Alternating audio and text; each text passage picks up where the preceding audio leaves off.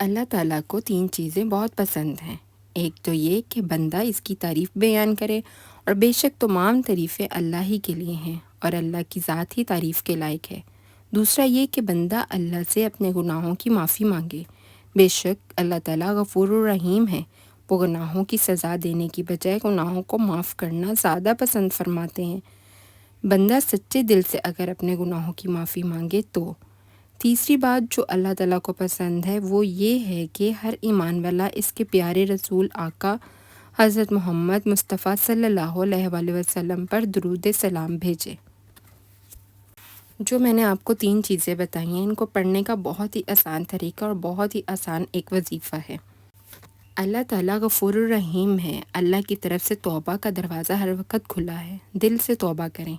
ارشاد باری تعالیٰ ہے، سورۃ مریم پارہ نمبر 16 رکوع نمبر 5، جس نے توبہ کی اور ایمان لایا اور نیک عمل کیے تو ایسے لوگ جنت میں داخل ہوں گے اور ان کا کچھ نقصان نہ ہوگا۔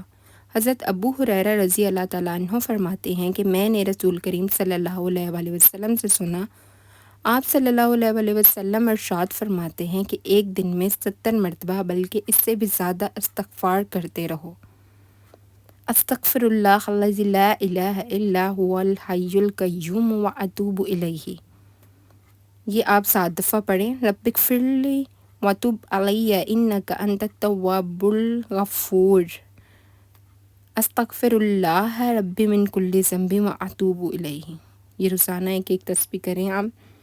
سید الاستغفار ہے ایک، جو پڑھیں تو اس سے بخشش کے ذریعے کھلتے ہیں۔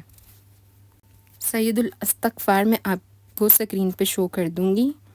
اسی طرح عافیت کے بارے وسیع معنی کتابوں میں بتائے گئے ہیں، جس میں سکھ، چین، سکون، اطمینان، تندرستی، پیسہ اور ہر قسم کی دنیا اور آخرت کی بھلائی شامل ہے۔ اسی لیے آپ صلی اللہ علیہ وآلہ وسلم نے فرمایا کہ اپنے لیے، اپنے والدین کے لیے اور آل اولاد کے لیے عافیت مانگا کرو۔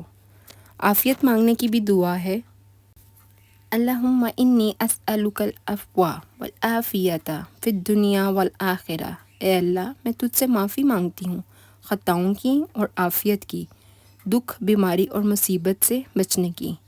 دنیا اور آخرت میں ہر مسلمان کے لیے ضروری ہے کہ وہ اپنے والدین کے لیے اور امت محمدیہ کے لیے دعا کریں، جس کا آسان طریقہ یہ ہے، جو عربی میں دعا ہے، اس کو میں اسکرین پہ شو کروا دوں گی۔ اب میں آپ کو بتاتی ہوں وہ 3 چیزیں جن کو پڑھنے کا آسان طریقہ ہے اور جو ہمارا وظیفہ ہے۔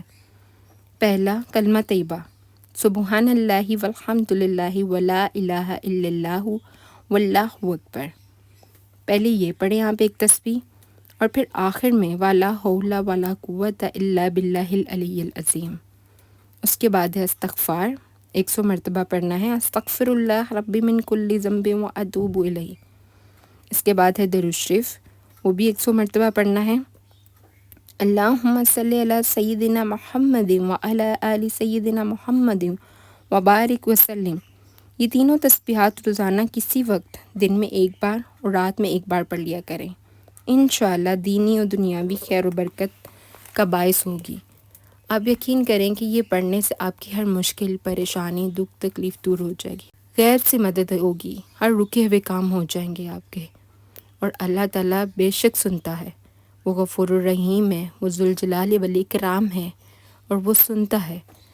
ٹھیک ہے، آپ اگر یہ دل سے اور گر گرا کے اپنے اللہ سے دعا مانگیں اور استغفار کی کثرت کریں سارا دن میں، تو اللہ تعالیٰ آپ کی ہر مشکل پریشانی دور کر دیتے ہیں۔